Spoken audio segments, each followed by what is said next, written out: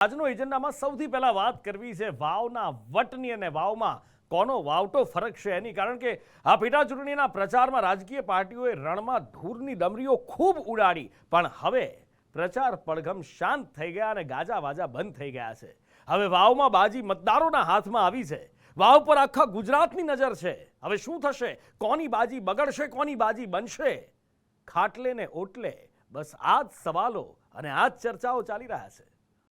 પ્રચાર પડઘમ થયા શાંત, હવે બાજી મતદારોના હાથમાં. બનાસકાંઠાના રણમાં જામેલો આ સંગ્રામ હવે અંતિમ તબક્કા તરફ આવી ગયો છે. આખા ગુજરાતની બાજ નજર આ ચૂંટણી પર છે. આ રણ સંગ્રામમાં ત્રિપાંખ્યું જંગ ખેલાવા જઈ રહ્યો છે.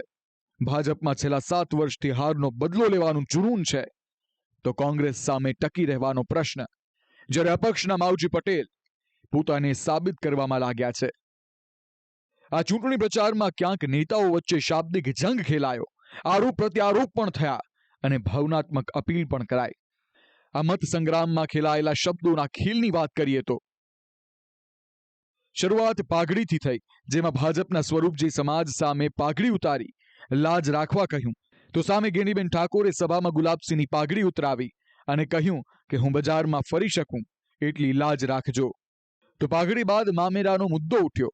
અપક્ષના માવજી પટેલે ગેનીબેન પર કટાક્ષ કરતા કહ્યું કે હવે તો હદ હોય, મામેરા 2 થી 3 વાર ન હોય, એક જ વાર હોય. તેમણે સાસરીમાં અપીલ કરતા કહ્યું, આ વખતે મારું મામેરું ભરજો. જે બાદ કોંગ્રેસ નેતા ઠાકરસિંહે ઓઢમણા માંગ્યું, કહ્યું મારું મોસાળ છે, મારો ઓઢમણા માંગવાનો હક છે.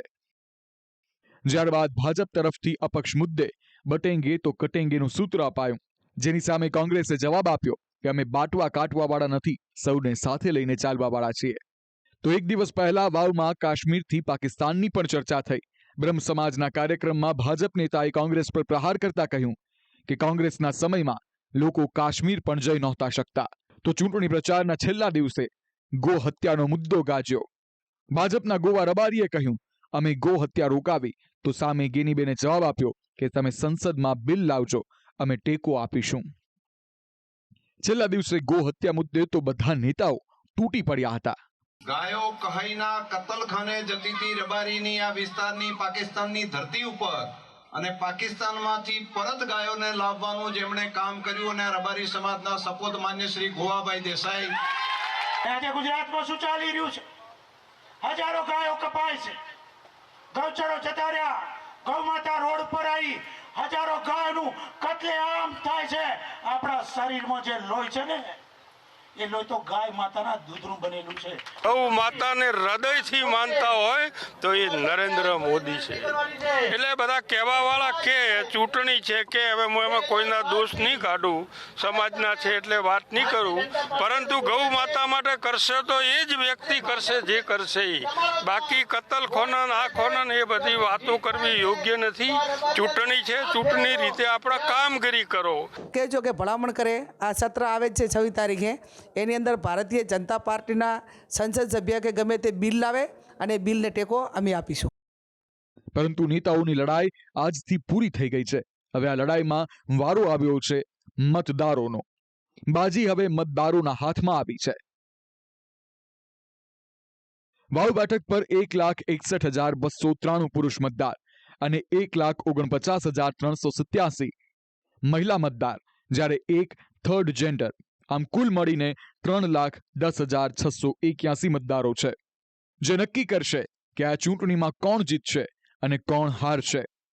તો મતદારોની જાતિગત રીતે વહેંચણી કરીને જોઈએ તો કયા સમાજની કેટલી વોટ બેંક છે, તો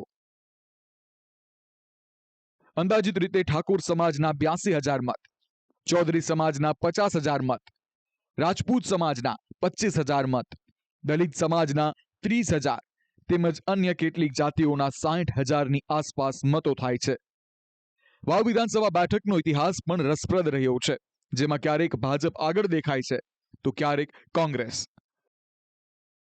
1998માં કોંગ્રેસના હેમાજી રાજપૂત જીત્યા હતા. 2002માં કોંગ્રેસે તેમને રિપીટ કરતા ફરી તેઓએ બાજી મારી હતી.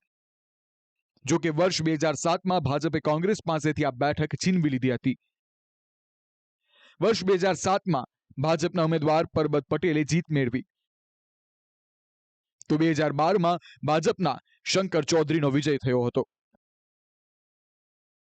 જ્યારે 2017 અને 2022માં કોંગ્રેસના ગેનીબેન ઠાકોરે બેઠક જીતી હતી. વાવની પેટા ચૂંટણી વધુ રસપ્રદ બની છે અપક્ષના માવજી પટેલના કારણે. એક ઇતિહાસ એવો પણ રહ્યો છે કે 2007માં માવજી પટેલ અપક્ષમાંથી ચૂંટણી લડ્યા હતા અને તે સમયે ભાજપના ઉમેદવાર હતા પરબત પટેલ, જેને બાજી મારી હતી. માનવામાં આવે છે કે ત્યારે માવજી પટેલના લડવાથી ભાજપને ફાયદો થયો હતો. ત્યારે આ વખતે માવજી પટેલ કોના માટે લકી સાબિત થાય છે તે હવે ચર્ચાનો વિષય બન્યો છે. વાવની પેટા ચૂંટણી માટે હવે 2 તારીખ ખૂબ મહત્વની બની છે, 13 નવેમ્બર અને 23 નવેમ્બર. 13 નવેમ્બરના રોજ વાવમાં મતદાન યોજાશે, જ્યારે 23 નવેમ્બરના રોજ મતોની ગણતરી થશે. ત્યાર સુધી વાવમાં શું થશે તેનું સસ્પેન્સ જળવાયેલું રહેશે. બ્યુરો રિપોર્ટ, સંદેશ ન્યૂઝ.